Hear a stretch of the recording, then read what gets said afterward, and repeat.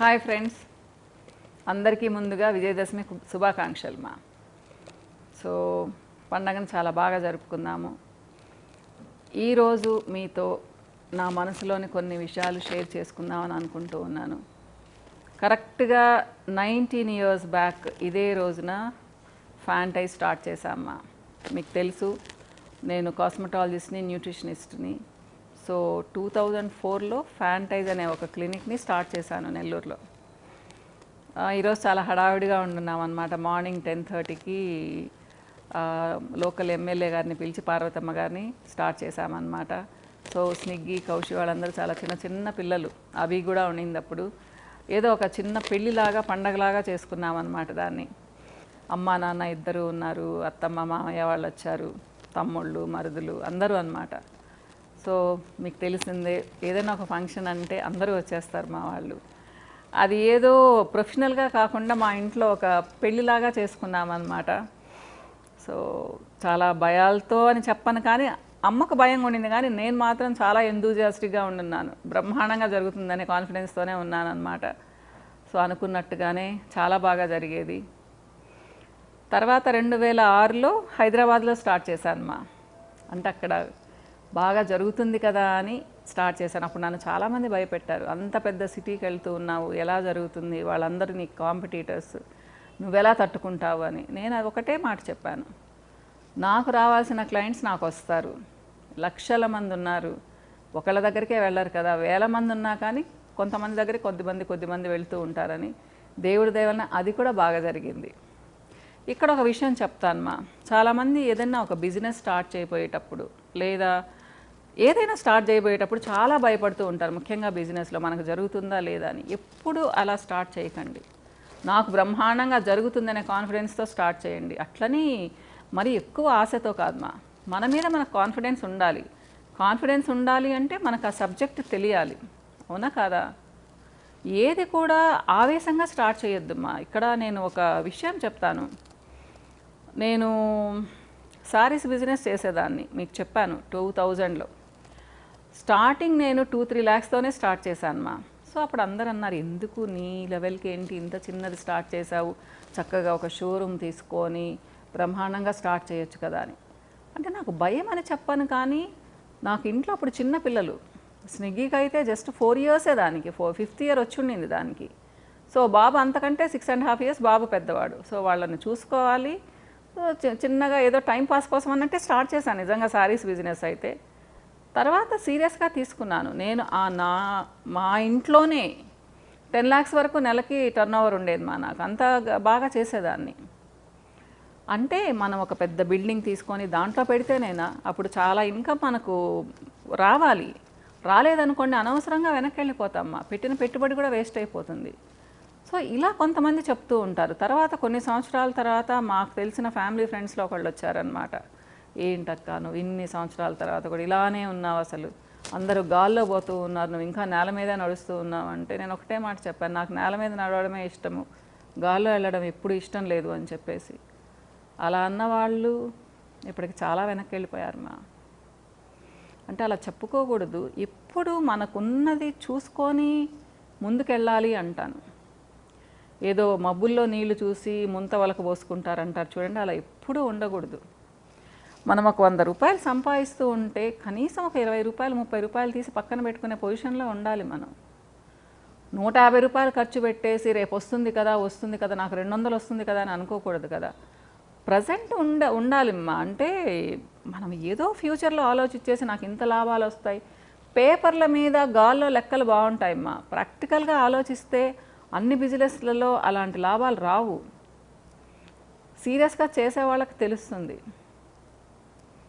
అలా వచ్చాయి అంటే అది లక్ అనుకోవాలి, అదృష్టం అనుకోవాలి. కానీ ఇక్కడ ఇంకొకటి కూడా చెప్తాను. ఇప్పుడు నేను ఇన్ని సంవత్సరాల నుంచి బిజినెస్ చేస్తూ ఉంటే, యూట్యూబ్ పెట్టిన తర్వాత నా వీడియోస్ ఒక 8 months తర్వాత చూడడం స్టార్ట్ చేశారు. అంతకుముందు ఇన్కమ్ లేదా అని అనను, కానీ ఇంతైతే లేదు. నేను ఒకటే చెప్తాను, అన్ని సంవత్సరాల నుంచి పడిన కష్టం ఈ 7 సంవత్సరాల నుంచి నాకు వచ్చింది అని చెప్తాను మా. నిజంగా. ఎందుకు అంటే నేను అంతకుముందు ప్రతి టీవీ ఛానల్లో కనిపించేదాన్ని, ఫ్రీగానే లేండి. తర్వాత కొన్ని ఛానల్స్లో పే చేసి మరీ కనిపించాను, కొన్నిట్లో లైవ్ ఇచ్చేదాన్ని. ఎప్పటి నుంచి అనుకుంటున్నారు మా 2007 నుంచి. సో 10-11 సంవత్సరాలు కష్టపడ్డ తర్వాత ఇప్పుడు అందరూ గుర్తుపడతారు, మేడం మీ ఆర్టికల్స్ చదివేవాళ్ళము అంటారు. ఈనాడులో వసుంధర పేజ్లో నేను ఎన్ని వందల ఆర్టికల్స్ ఇచ్చాను మా. అంటే దాంతో రాని గుర్తింపు కూడా యూట్యూబ్ వీడియోస్తో వచ్చింది అనుకోండి, అది వేరే విషయము. థ్యాంక్స్ టు హాయ్ టీవీ చెప్పుకోవాలన్నమాట నేను. వాళ్ళు నన్ను ఎంకరేజ్ చేశారు. సో ఎప్పటికీ ఆ మేలు నేను అసలు మరవలేను. నిజంగా చాలా కృతజ్ఞతతో ఉంటాను మా దానికి. ఎందుకంటే మా బిజినెస్ టర్న్ అయిపోయింది అసలు దానివల్ల అనమాట. ఇట్లా మనకు ఏదో ఒక పాయింట్ వస్తుంది, ఒక బ్రేక్ పాయింట్ వస్తుంది మనకి. కొంచెం వెయిట్ చేయాలి అంతేకాని ఈ సంవత్సరం పెట్టాము నెక్స్ట్ ఇయర్కే కోట్లు సంపాదించాలి అనేది మానేయాలి. ముఖ్యంగా యూత్ అంటే కొంతమందికి ఉంటుంది, పెట్టంగానే చాలా లాభాలు వస్తాయి. అలాంటి వాళ్ళని అసలు నేను 1% కూడా లెక్క వేసుకోను మా. మిగతా వాళ్ళందరూ కష్టపడితేనే ఒక పొజిషన్కి వెళ్తారు. నేనైతే అది చెప్తాను, దయచేసి ఎవరు కూడా ఓ అంటూ లాభాలు వస్తాయని ఆశించి బిజినెస్లోకి రాకండి. కనీసం ఒక 5 years వెయిట్ చేయాలి మా మీకు లాభాలు కనిపించాలంటే. నిజం, దాంట్లో మనం ఎక్స్పర్ట్స్ అయి ఉండాలి, డీప్గా వెళ్ళాలి, లోటుపాట్లన్నీ తెలుస్తాయి. రాను రాను మన క్లయింట్స్ కస్టమర్స్ ఎవరు, వాళ్ళతో ఎలా డీల్ చేయాలి, వాళ్ళకి ఏం కావాలి, ఏం చేస్తే మెచ్చుకుంటారు, ఏం చేస్తే ఈరోజు కంటే ఇంకొకరు రేపు వస్తారు అనేది తెలుస్తుంది. అంతేకాని నా దగ్గర కోట్లు ఉన్నాయి, నేను కోట్లు ఖర్చు పెడతాను, కోట్లు పెట్టి యాడ్ ఇస్తాను, నా దగ్గరికి కోట్ల మంది వస్తారు అనుకోవడం అది కలలో కూడా జరగదు మా. సో భ్రమ అది. నిజంగా చెప్పాలి అంటే అలా జరగదు.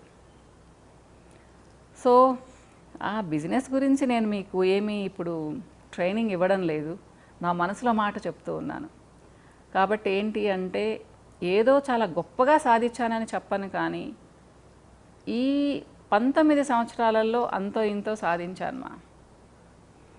సో నా బిడ్డలు పెద్దవాళ్ళు అయిపోయారు, నా చేతి కిందకు వచ్చారు. వాళ్ళు వచ్చారు కాబట్టి బిజినెస్ని ఇంకొంచెం పెంచుకోగలుగుతున్నాము. అలానే నాతోనే ఉన్నారు కొంతమంది నా అసిస్టెంట్స్, వాళ్ళు నా డ్రైవర్లు కానివ్వండి, నా స్టాఫ్ కానివ్వండి, ఎవరైనా కానివ్వండి, నాతో ఉండే నా ఫ్రెండ్స్ కానివ్వండి, నా బంధువులు కానివ్వండి, నన్ను ఎంకరేజ్ చేసేవాళ్ళు, వీళ్ళందరి సపోర్ట్తో ఇంత దూరం వచ్చాను మా. సో ఫస్ట్లో క్రిటిసైజ్ చేసిన వాళ్ళు కూడా ఇప్పుడు లలిత నువ్వు సాధించావు అంటారు. ఎవరమైనా సాధించవచ్చు మా, ఏదైనా సాధించవచ్చు, కానీ కొంచెం ఓపిక సహనం ఉండాలి. మన వాళ్ళందరినీ కూడగట్టుకొని రావాలి. మనం ఒక్కళ్ళం ఏది సాధించలేమ్మా, నేను ఎప్పుడూ చెప్తాను. ఇప్పుడు నాకు స్టాఫ్ ఒక 27-30 మెంబర్స్ ఉన్నారు. వాళ్ళ హెల్ప్ లేకపోతే నేను ఇంత దూరం రాను. వాళ్ళు నన్ను బాగా చూసుకుంటారు, నా బిజినెస్ని బాగా చూసుకుంటారు, నేను వాళ్ళని బాగా చూసుకుంటాను. అలానే నా ఫ్యామిలీ మెంబర్స్, నా రిలేటివ్స్, ఇలా ఇంకా చెప్పుకుంటూ పోతే చాలామంది అమ్మా. సో ప్రతి ఒక్కళ్ళు ఎంకరేజ్ చేస్తారు, నాకు సపోర్ట్ ఇస్తారు ఎమోషనల్గా, మేమున్నాము అనే సపోర్ట్ అనమాట. సో నాకు అది చాలా బాగుంటుంది. అంటే వీళ్ళందరూ నా కస్టమర్స్ కాదు, నా క్లయింట్స్ కాదు, కానీ నా వెనకాల ఉండి సపోర్ట్ ఇస్తారు. చేయి లలిత, నువ్వు బాగా చేస్తావు, నీకు తిరుగులేదు అన్నట్టు అనమాట. సో ఇలా సపోర్ట్ ఇచ్చేవాళ్ళు ఉన్నప్పుడు మనం నిజంగా ఒక్కొక్క అడుగు ముందుకు వేయగలమ్మా. అంతేకాని ఏ విషయంలో కూడా పరిగెట్టకూడదు, ఇది చెప్పాలనుకున్నాను. సో ఏదేదో మాట్లాడేశాను కదా, ఏదో మాట్లాడాలనుకొని మీ ముందుకు వచ్చాను. ఏదో చాలా సీరియస్ టాపిక్ అయిపోయింది. ఏదేమైనా కానీ అమ్మా, కష్టపడ్డామంటే ఫలితం ఉంటుంది. అది వెంటనే రాదు, కొన్ని రోజులు సంవత్సరాలు పడుతుంది. కానీ కొంచెం పెద్దవాళ్ళమైన తర్వాత వెనక్కి చూసుకుంటే తృప్తిగా అనిపిస్తుంది. కష్టపడ్డాను, కొంచెం పైకి వచ్చాను అని చెప్పేసి అనమాట. ప్రస్తుతానికి ఆ పొజిషన్లో ఉన్నాను. మొన్ననే చెప్పాను కదా, October 3rd నా బర్త్డే. 58 వెళ్ళిపోయి 59 వచ్చింది, కానీ నా మనసుకు మాత్రం ఆ ఫీలింగ్ ఏమీ రాదు. నెక్స్ట్ ఇయర్ ఈ పాటికి 60 వస్తుంది. అయినా కానీ ఇలానే మీ ముందు కూర్చుంటాను. మేబీ కొంచెం చర్మం మీద ఏమైనా 1-2 ముడతలు రావచ్చేమో ఫేస్ మీద, అయినా కానీ ఇలానే రెడీ అవుతానన్నమాట నీట్గా. ఇంకేం చెప్పమంటారు, ఏదో చాలా చెప్పాలన్నది కానీ టైం అయిపోయింది మా, చాలా టైం అయిపోయింది. సో ఏజ్ అయిపోయింది అని అనుకోకుండా 40sలో ఉన్న వాళ్ళు కూడా ఏదో ఒకటి స్టార్ట్ చేయొచ్చు, కొంచెం కొంచెంగా సంపాదించుకోవచ్చు. అది మన మనసుకు చాలా తృప్తినిస్తుంది మా. ట్రై చేయండి. ఇంకో వీడియోలో మళ్ళీ కలుస్తాను మా. బాయ్.